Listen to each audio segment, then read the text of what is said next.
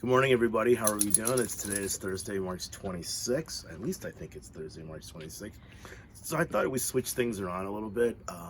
Fish tanks are cool now, but this is our backyard. This is where we live. It's a man-made lake. It's in Franklin. We live in a small condo, so just so you guys are aware, it's not like some luxury resort. But there's some ducks over there. It's stocked with bluegills and some bass and stuff like that. And you can't use boats on here, motorized boats. You can use like kayaks and things like that. It's really nice. But like I said, we've got a really small 2-bedroom condo, so don't make it seem like I'm living at some kind of resort or anything like that. But I will say that when the sun hits it at a certain time of day, it is beautiful. It's really nice. So we've been living here for about 20 plus years. So anyways, we are on chapter 3, and of course I'm doing the baseball hat again. So, all right. So now we left off where Bud was being put in the shed because the older son was Todd was being a bully to him. And why are we moving around? What are we doing? I think I can see your face better from this angle. Okay. So anyways, we're on chapter 3. So now he's being put to sleep, not put to sleep, but he's being forced to sleep in the shed tonight. Ooh. So chapter 3. The only thing I could hear was my own breath. It was so loud that it sounded like there were 6 scared people locked up in the shed. I closed my eyes and thought real hard about making my breathing slow down. Pretty soon it sounded like the 5 other breathers in the shed had left. I was still scared, but I was that get real excited and want to move around kind of scared. It didn't take too long for my eyes to get used to the dark. There was a gray gas can in one corner next to a bunch of gray rakes and a pile of gray rags, and a gray tire next to some gray fishing poles. Maybe Mr. Amos had only pretended to lock the door. I reached my hand toward the gray doorknob. You guys notice a theme going on? I reached my hand toward the gray doorknob, and quick as that, I went from kind of calm to being in that stand in one place with spit drooling down the front of your shirt. Kind of scared. Halfway up the door, there were 3 little flat monster heads guarding the doorknob. Each head had 2 little round eyes staring right at me. The eyes were the only thing in the shed that weren't gray. They were a bright yellow with a big black spot right in the middle. I dropped my blanket and pillow and backstepped until my legs hit the woodpile behind me. From all the fast breathing going on, you'd have thought 5 other scared people had come back and brought a couple of scared friends with them. Each head had a wide open mouth with a sharp set of pointy teeth and lips smiling back, ready to bite. It felt like the shed was getting smaller and smaller and the little mouths were getting closer and closer. Then I knew what I was looking at. The doorknob guards were 3 dried out fish heads that someone had nailed to the door. I ran over the pile of rags and poked at one of them with my shoe to make sure there weren't any rats or centipedes hiding under it. Then I picked it up and hung it over the fish head so I couldn't see them and they couldn't see me. I picked up my blanket and pillow and had to decide what was the best way to sleep. I knew the floor was no good. I'd have bet all sorts of bugs and cockroaches were crawling around. I remember what happened to my best friend Bugs when a cockroach crawled in his ear one night at the home. 4 grown folks had held Bugs down while they tried to pull out with a pair of tweezers, but the only thing that they did was pull the roach's back legs off. Can you imagine? When they were digging around in Bugs' ears with the tweezers, you'd thought they were pulling his legs off, not some cockroaches. I've never heard a kid scream that loud. Oh, is that right? After about 15 minutes of Bugs screaming the joint down, they said they were going to have to take him to the emergency room to get the roach out. It was almost morning when Bugs got back. Everyone was asleep except me. I waited until they put him in his bed and turned off the lights. I said, "Did they get it out?" He said, "Oh, hi, Bud. Yeah, they got him." "Did it hurt a lot?" "Nope."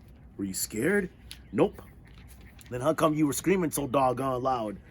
He said, "I didn't know I was. I probably couldn't hear me screaming because that roach was so loud." I'd seen lots of roaches, but I'd never heard one of them make any sound. I said, "Loud? How?" "Well, Bugs ain't so different from us as you'd think. As soon as he saw those tweezers coming at him, he was pretty terrified."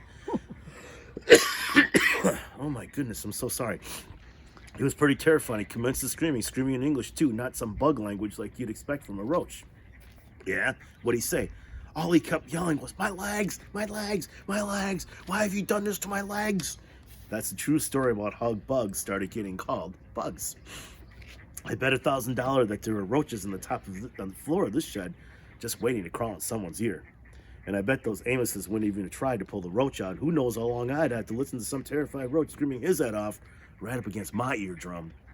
I spread the blanket on top of the woodpile and climbed up on it. This put me so I was even with the window. So we got a little bit of background noise. It's pretty cool to hear, though. So I spread the blanket on top of the woodpile and climbed up on it. What are you doing? Oh. Hey, focus, Mr. Chen, please. I'm the star of the show, not him, not the ducks. I spread the blanket on top of the woodpile and climbed up on it. This put me so I was even with the window. I took a piece of bark and brushed all the spider webs from in front of the window. Then I put my hand on the glass to see if the newspaper was pasted on from the inside or the outside. I touched paper. I spread my fingers and my hand looked like a yellow-jacket bumblebee, bright yellow with black stripes. It was a great place to have shadow puppets, so I made my hand be a wolf, and a dog, and then a duck. After a while, that got to be pretty boring, so I scraped at the paper with my fingernails so I could see outside. But I like to keep my nails bit down real low, and the paper didn't budge. I took out my jackknife and tried scraping the newspaper with it. The paper peeled away in little curly yellow strips like that rich stuff rich people throw on New Year's Eve. I finally got a hole big enough to look at and mashed my up against the glass. I could see the back of the Amos house real clear. There was a light on.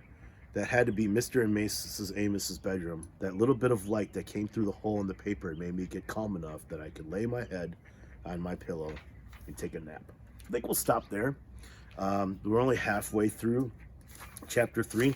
We'll finish it up tomorrow, and maybe we'll read half of chapter 3 and the rest of chapter 4 tomorrow. So anyways, this hat I'm wearing, it's team is called the Padres. I want you to tell me what city they play in, what state they play in. And I also want you to tell me anything significant about the city, the name of the stadium. And I also want you to try to see if you can name a player that you've met before that also plays for this team. And also, he works for them. And I want you to tell me what he does for the Padres at this point. So, okay. Hope you guys are doing well. I love you guys. I miss everybody. Good to see everybody yesterday. And it's good to see everybody yesterday. I hope you guys can join me for the next conference call. Parents, I'm going to be sending something out later on today, asking you guys to download Zoom. Meets was cool and all, but the only disadvantage with Meets is that you can't see everybody at the same time. And I think with Zoom, it'll be better off if we try that where we can see everybody, because otherwise it just became chaos. So, but it's a good chaos, like I said. I hope to see you guys next week, Wednesday. Like I said, parents, check out the Class Dojo for later today, and I'll send something out for a Zoom invitation as well. So anyways, love you guys. Take care. Wash those nasty hands. All right, bye-bye.